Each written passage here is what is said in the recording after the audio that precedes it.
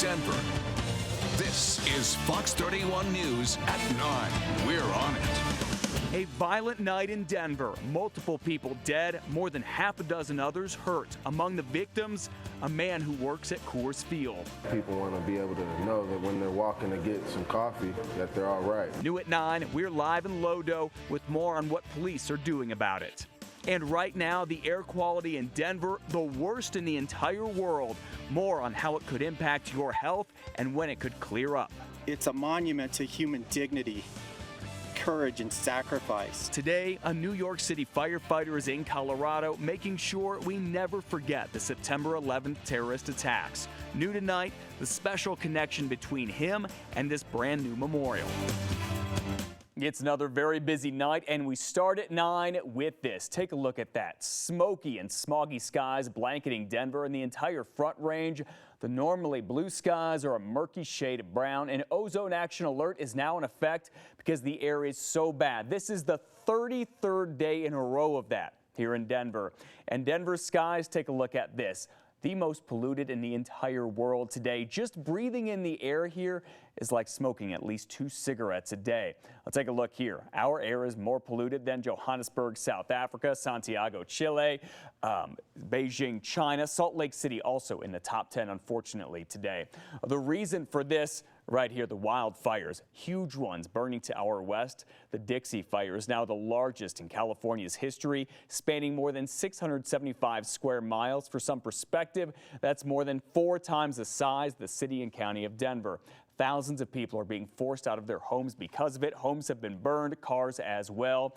Good evening, and thanks for joining us at 9. I'm Matt Morrow. The smoke is causing people's eyes to burn, throats to be scratchy, and then cough. It's hard to breathe. If it is bothering you, you need to limit your time outside and exercise indoors. Pinpoint weather meteorologist Jessica Lavelle and her team have warned us for days that the worst of this smoke was going to arrive this Saturday morning. It did just right on time. The big question now, when is it getting out of here? Slight improvements as we head into tomorrow. That's the good news, but then we're going to see thick smoke build right back in by Monday. So this is expected to last for at least the next several days. This is a live look outside on our Backus and Schenker sky cam, and you can still notice the haze out there. You can see the light deflecting off of all of those smoke particles in the atmosphere. And those temperatures right now sitting at 71 in Denver. Much cooler today. We saw that cold front push that smoke in this morning, and wind is out of the northwest at 6 miles per hour. An air quality warning remains in place through 4 p.m. tomorrow, covering the entire state here. We are going to be seeing the smoke forecast get a little bit better up in the high country. Notice those greens and blues in the mountains tomorrow morning. That's good news, and we will see a little bit less smoke by tomorrow afternoon, but it will get worse again on Monday.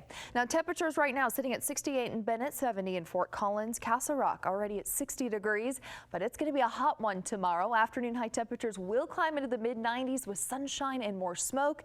Now, looking ahead here, we do have dry and hot days. In fact, Denver will be close to reaching those triple digits this week. We have more smoke in the forecast. I'll have more when we'll see our next rain chance here on the Front Range and Colorado's most accurate forecast. And hopefully that rain will help get some of this smoke out of here. All right, take a look at this tonight. That smoke making this a fiery red sunset tonight. It is pretty. It's certainly nice to look at, but it is not good. It shouldn't be this way. This air quality, though, didn't stop some people from getting out and exercising today. Question, is that a good idea, particularly in the middle of the day? Fox 31's Evan Krugel is getting answers, all new at 9 tonight. It was the first thing Max Reiser noticed, hopping on his skateboard this afternoon. Thick smoke filling the air as Denver's air quality plummeted to among the worst in the entire world. Noticed I couldn't see the mountains, couldn't see anything. At Denver's Wash Park, Daryl Lewis says he could feel it. In my chest, I was sneezing, I was coughing. Everybody felt it, like everybody could feel it. The hazy skies, the result of smoke drifting east into Colorado from wildfires along the west coast. So it's actually pretty noxious stuff that has a lot of particulate matter in it. Dr. Jeff Sipple with UC Health says even the healthiest Coloradans will likely notice it this weekend. Irritation in the eyes, the nose, the mucous membranes, and things like that. And that can be in a matter of minutes. And all of us are eligible to have that type of a symptom. But should it stop you from exercising? Sipple says it comes down to how much irritation your body can handle. For those who don't have asthma or COPD or related lung conditions, then they could go out and exercise with caution. And what I would recommend again is early in the morning is going to be better, perhaps late in the evening after the air has cooled down and settled a little bit, after a rainstorm, things like that, to minimize the exposure. Dr. Sipple says those masks you've been carrying around for a year and a half can also come in quite handy this weekend. Whatever can be done to help filter out some of the particulate matter would be a helpful thing. Back at Wash Park, Daryl Lewis says he may think twice about hitting the courts tomorrow. I'll see how I feel tomorrow, because we was planning on coming out here tomorrow too, so I'll see. In Denver, Evan Krugel, Fox 31. All right, Jess will have an update on the latest air quality coming up in a few minutes. Meanwhile, developing tonight, it is a violent start to the weekend here in Denver. 2 people are dead, 7 more are hurt, all shot in what has been a violent 24 hours. 4 shootings happened in the city overnight. 1 person was killed. 2 others, including an uninvolved bystander, were shot. This is a total of 3 people who were shot right here at Colfax and Broadway. This right by Civic Center Park. Then a few blocks east of there on Colfax, a man and a woman are expected to survive after being shot near Colfax and Ogden Street. That's 2 people right there. Plus a juvenile is one of 2 people who were shot at 11th and Acoma. This is 2 people down here. Then, shortly after the Rockies game last night, as people were coming out, a concession worker at Coors Field was shot and killed just steps away from the ballpark. An uninvolved bystander was also shot there and recovering. That's 2 people up here. You see this? That's the ballpark. Right next to it is where they were shot. Fox 31's Rogelio Mares is near Coors Field. All new tonight with how the crime is impacting the greater community in downtown. Rogelio, it's having a big effect, I'm told. It is, Matt, and as you mentioned, a Colorado Rockies employee did confirm to us that, in fact, one of 2 people who were shot here last night, the person who actually died, was an employee at the stadium. Meanwhile, I spoke with the owner of a nearby coffee shop who says crimes like this do have an impact on his bottom line. Lucas Lockett was excited when he and his cousin decided to go into business together. Wow, let's make it happen. They even had the perfect location picked out. Right by the stadium, foot traffic, everybody's walking around. My son right here. Coffee is their business. There's not a lot of coffee shops in this area, so it was a perfect location for us. And the customers are abundant. Patrons of baseball goers, just travelers from out of the city. It's been 4 months since they opened their doors. Unexpectedly from the coronavirus, you would think we might have had trouble getting started, but it's been pretty well for us, honestly. So word of a deadly shooting less than a block away, yeah, I was pretty shocked, is not welcome news for these entrepreneurs. Lockett says this part of downtown has its share of crime. It might just be a little mischief, like graffiti here and there, stuff like that. But homicide changes things. It's not a good stigma to have. He says if a certain impression gets out about this area, especially after a deadly shooting, people listening to that type of stuff, so it could impact how many customers are coming in and how much product he's moving. We want a safe community. People want to be able to know that when they're walking to get some coffee, that they're all right. Like any concerned business owner, Lockett has some tips of his own for police. I would like to see, there's probably just more patrol, you know what I'm saying? Heavier presence.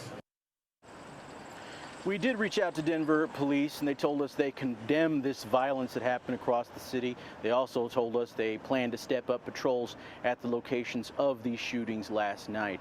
Now, while the Rockies employee did confirm the identity of the, not the identity, but the fact that the person works at the stadium, they told us the circumstances of this shooting remain under investigation. For now, we're reporting in Lodo, Rogelio Mares, Fox 31.